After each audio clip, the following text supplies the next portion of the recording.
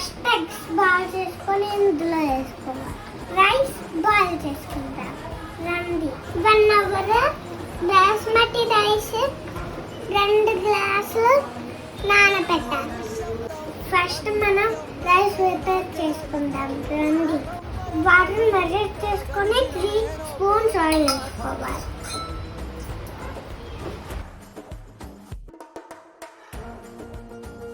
కొంచెం ఉప్పు వేసుకోవాలి. మొత్తం ఉప్పు వేసుకోవాలి. ఓకేనా?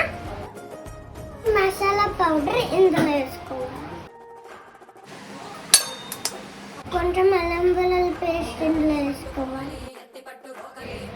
బాస్మతి రైస్ నానబెట్టింది ఇందులో వేసుకోవాలి.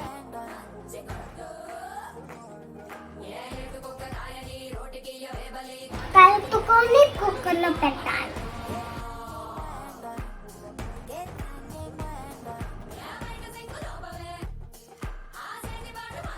ఫస్ట్ ఎక్కువ ఆయిల్ వేసుకోవాలి.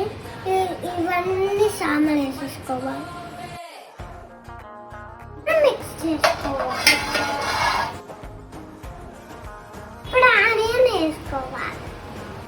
వేద్దాం. రండి చూడండి ఎంత కలర్ఫుల్ వస్తుందో. అంతా కొంచెం హై ఫ్లేమ్లో ఉండాలి. కొంచెం అల్లం వెల్లుల్లి పేస్ట్, పుదీనా, పచ్చిమిరపకాయ ఇందులో వేసుకోవాలి.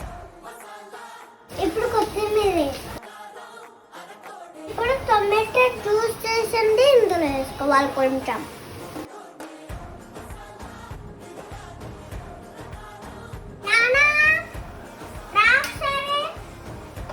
ఉప్పు, మసాలా పౌడర్ ఇందులో వేసుకోవాలి. కలుపుదామా? ఇప్పుడు పెరుగు వేసుకోవాలి మొత్తం ఇందులో.